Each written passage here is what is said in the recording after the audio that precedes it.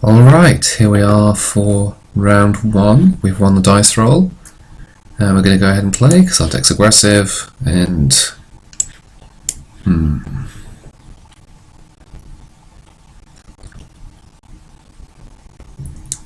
Interesting hand. We're missing white, so... Can't play our best 2-drop on turn 2. This is probably our worst 2-drop. It doesn't really go anywhere. We're missing a 3-drop. We probably can't play our second 2-drop on turn 2, so I think we're going to mulligan this.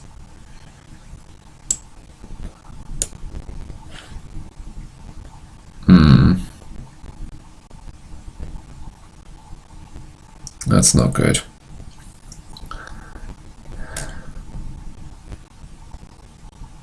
So we've got 6 2-drops in our deck, so between a scry and a draw step, don't have a particularly high chance of seeing one, so I think we have to mulligan again.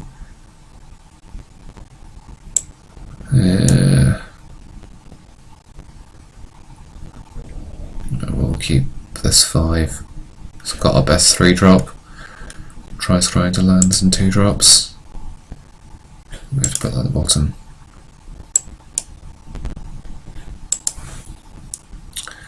At worst case, we have the Slash of Talons to deal with their 2-drop.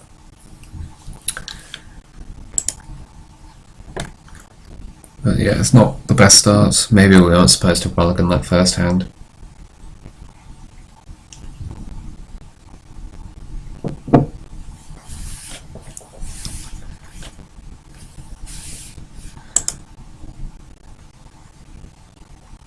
We were just a bit too aggressive with that.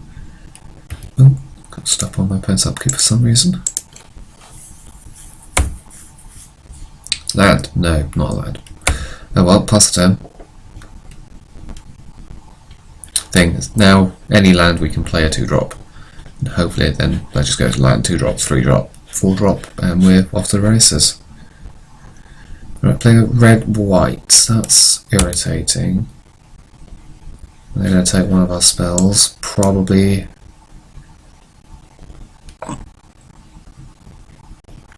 Vampire Seal's easier for them to play around, I think, because maybe not. If they take the Slasher, if they take the Vampire Seal though, that means they can't ever really attack with the Freebooter because we can just Slash our Talons to get back our Vampire Seal.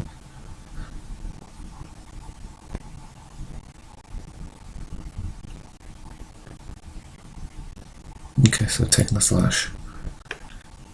Yeah, land. Fantastic. So the fact that they know about the Vampire Seals, not great, but we hit our land drops. So we've got a 2-drop in play. Hopefully we can just go land, land, 3-drop, 4-drop, and try and race our opponent.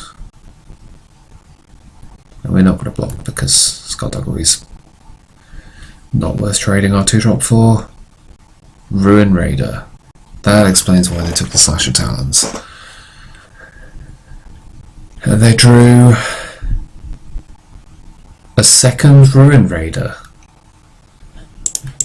Well, opponent, if that's the game you're going to play, then it's not good for us.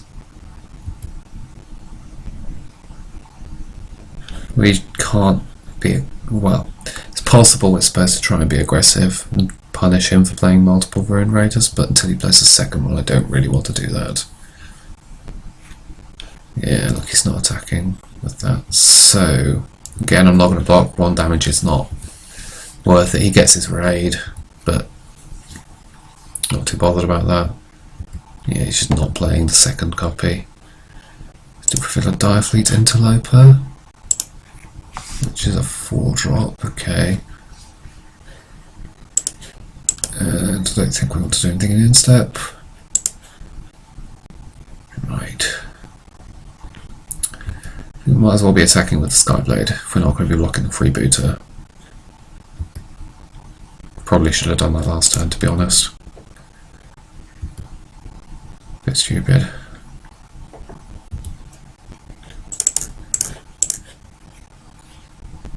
Right. And opponents just spent their turn 4 doing nothing, and they're drawing extra cards, which is a good sign for us in a way. but they've sort of wasted a turn. We can now sort of try and push to kill them when they're taking extra damage from the Ruin Raider, and finish the game with them having multiple cards still in hand.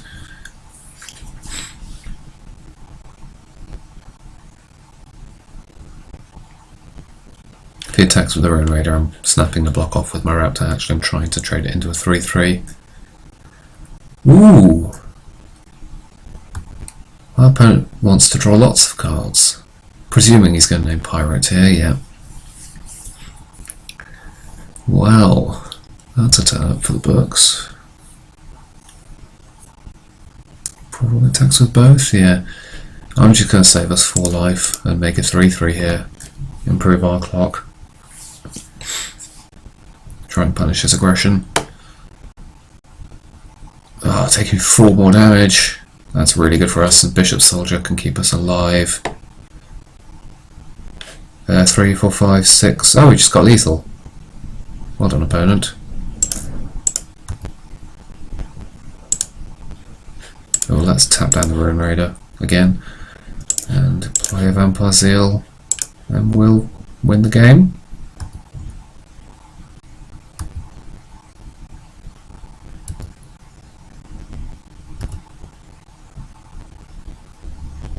Oh, that went well. So we know our opponent's got double Ruin Raider and Vanquisher's Banner, and we don't have any artifact destruction except for this Crushing Canopy in our green. No, it doesn't even destroy, it's just enchantments, so we don't have any way to destroy an artifact. Domestifies enchantments as well. With it being an aggressive deck, potentially we might want the Queen's Commission if we're going to stick with the red-white deck, which I think we want to. I think we want to try and push against our opponent's aggression. Although maybe the black-white deck is a better anti-aggro deck, because we've got more lifelink effects, we've got better top end, we've got some lifelink, we've got more cheap interaction, we've got bigger 2-drop there.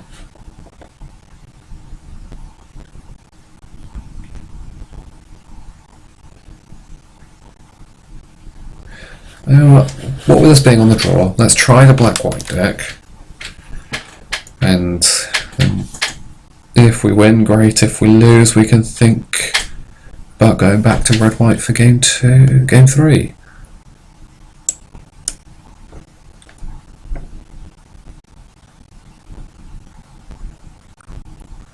Just thinking about it though, I think if we're playing the Compass in our black-white deck, we should probably splash the Act of Treason Pirate off just a single mountain, because our black-white deck doesn't have particularly demanding mana costs, and it seems to me like it's one of our most powerful cards and we should be playing it. This hand's fantastic. We've got 2-drop into 3-drop, and we've got Anointed Deacon in hand, so we're definitely keeping this hand.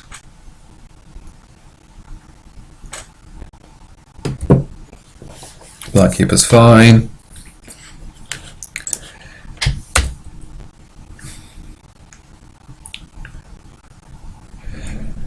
Because we're going to try and hide our swamp as long as possible. Hopefully he doesn't play. Yeah. Well, the jig's up. He has a freebooter. He gets to take our Queen's Commission, which is annoying.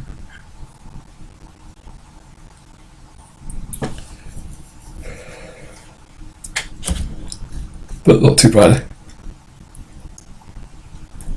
We'll draw on Skyblade. Play the Bishop Soldier here, it's better attacker. Get the lifelink going.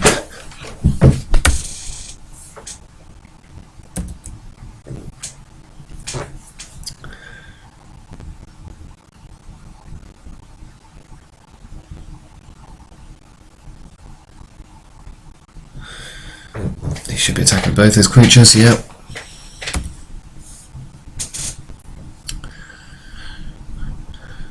And there's the Ruin Raider. Oh, he's drawn his Vanquisher's Banner. Right. Now this Vampire Seal's an excellent draw, because it doesn't know about it. If he blocks with his Ruin Raider, we can just eat it with the first strike off the Bishop's Soldier.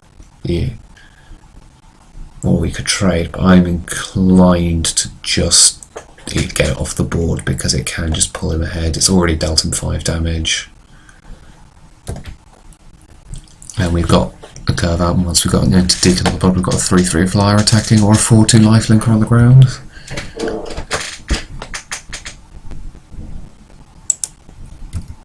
And we've still got the Vampire Seal play on defense, if we want it. Oh, he's taken it, he's taken it. Yeah, let's just use our mana. Gain 4 life, keep up Bishop Soldier on the board. I possibly didn't know about the 3rd planes and we were supposed to put a swamp there. But we don't have any double... Oh, we do have double black 4s.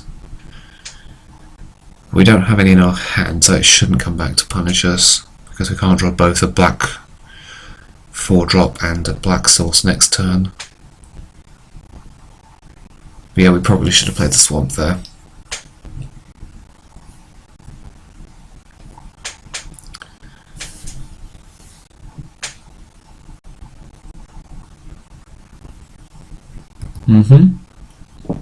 You can do some interloping, go ahead. Swap, that's good. These are 2/2s not outclassed on the ground. And he can't attack with his freebooter now either. I'm just going to attack with the team, get some damage on. Hopefully blocks with the freebooter on the Skyblade, thinking we don't have a trick. I can't remember. Did he see the Fathom Fleet Cutthroat? I can't remember. But we're playing it as a 4 mana 3/3 either way, and we're winning this race. Yeah. That's fine. We're just going to play our cards.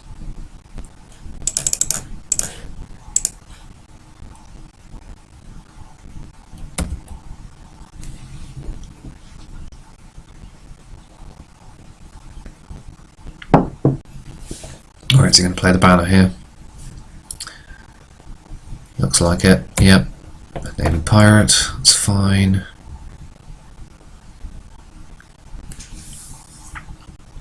Attacks will be interesting here. Suspect it doesn't have any.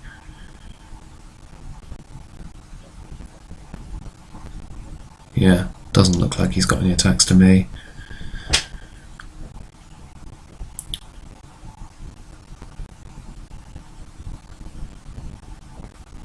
Going to be more than happy to just play Anointed Deacon and attack with our Skyblade Legion with an extra 2 power next turn, and the Fathom Fleet Cutthroat, because the only blocks that he would have that benefit him involve the freebooter, which then unlocks our Queen's Commission.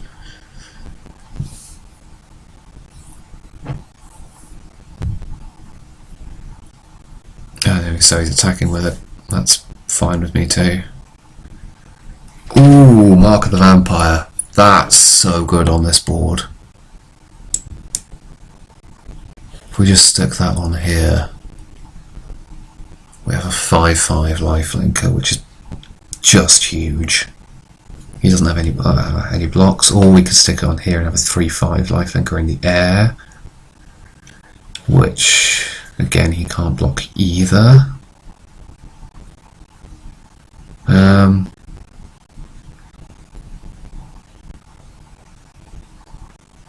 Or we can put it on here because it's the only non-relevant creature at the moment, because he's not attacking with the interloper. So I'm going to be attacking with both of these creatures, I think, either way. Interesting.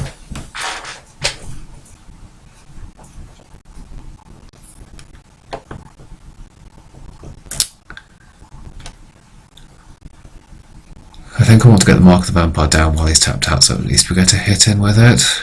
And we're winning this race by a mile, so I'm inclined to put it on the Skyblade. It's less lifelink, but it's a more reliable clock.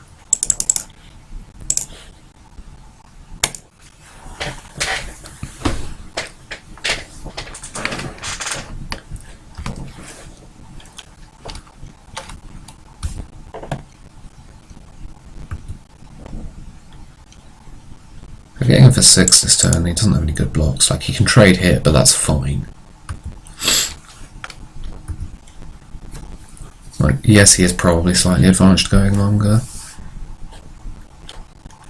What with the Vanquisher's Banner if he has Pirates in his hand? But it's fine. We've got such a life buffer, we can hopefully push through enough damage before he takes over the game. And we've got powerful card advantage effects with the Compass and the boat in our deck as well. Unclaimed territory. Is he splashing a blue card? That's not ideal. That's not good at all. Right. That's potentially a reason to put it on the 3-3. Die Fleet Order. That's fine.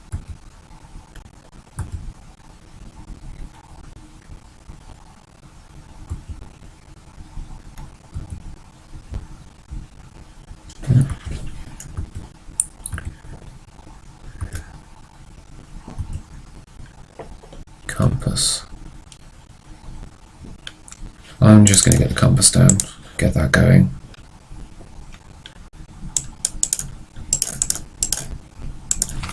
Activate this whenever, can't you?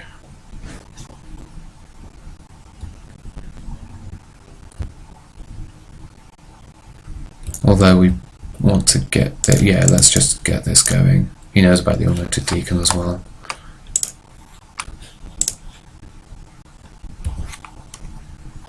So we want to get to 7 lands as quickly as possible so the spires are available.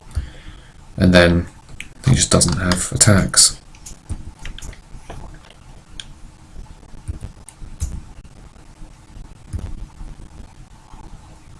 Vampire Seal's great. The Vampire Seal lets us get through here and get a bunch load of life.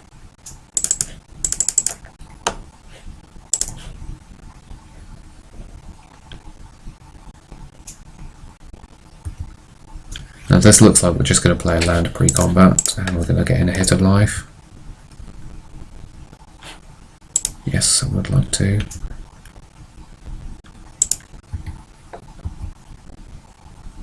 Our opponent didn't play anything last turn, so I'm not too worried about giving him a treasure. Yep, let's get it off board.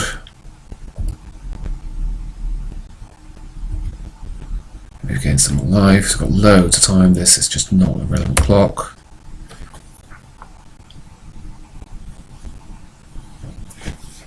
Another land for our opponent, he's drawing a lot of lands. Oh, okay, that's a relevant clock. So it's a good thing we've got the Spires of Orazca going next turn.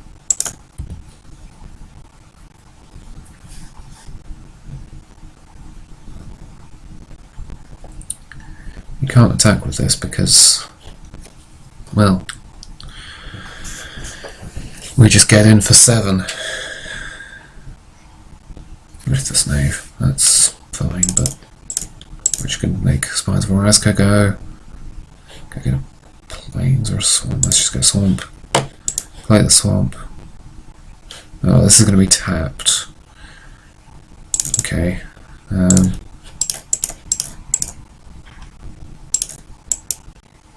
Do we want to send in the Bishop Soldier? I think we do just send in the Bishop Soldier.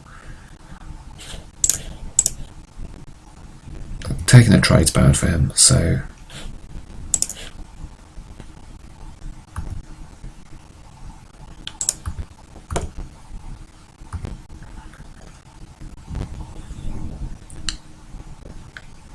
must have a trick.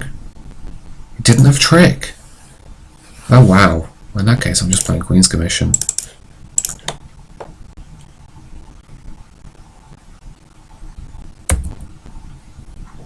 Gives us more flexibility with the Anointed Deacon. and more lifelink on the board. Oh, dual shot. Oh, that might be a good enough reason then. We have still got a 5-3 though, and he hasn't got anything, and we've got lethal next turn. He knows we've got something. Doesn't really matter now at this point, I don't think. Probably should have played the second main, I'm just being lazy. Yes. Attack. At least we get a treasure if he kills it somehow. And we can just contract killing his blocker, and then we've got it, because he would have to chain. No, didn't get there. Well, there we go. So yeah, looking at the decks, they both seem fine. I'm inclined to go with black-white going forwards, but if we take out, it has to be a plains, doesn't it, for a mountain, and we can play then our captivating crew over the Fathom Fleet Cutthroat, perhaps. It's our weakest creature, I think. We've got loads of win conditions then, although we've got a lot of non-creature spells at that point. Probably want this as a creature and leave 4 drops alone. Possibly just cut the Sash of Talons. Or the Queen's. Let's cut the Queen's Agent. I think it's. Oh, I don't know. Ruthless Knave. I mean, it's effectively creatures. So we're on 13 creatures and 11 spells at the moment, and I don't think that's too much of a problem. So we'll thin out our deck a bit with the Compass and the Galleon Loots, so we don't get that stuck for creatures. And we need creatures to crew 4.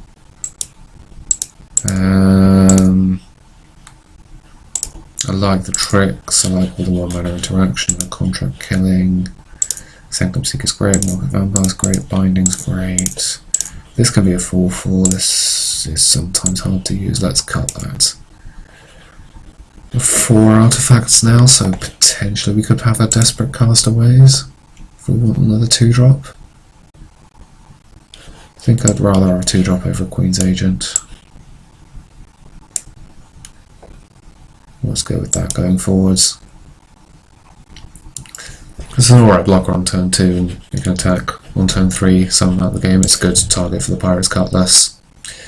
Have a 4-4 attacking on turn 3 is always good. So there we go. Be back with round 2, playing, I think, the black-white deck with the Captivating Groove Splash going forwards. I've essentially got 2 sources for it. And then some looting with the Galleon. Alright, and I'll see you for round 2.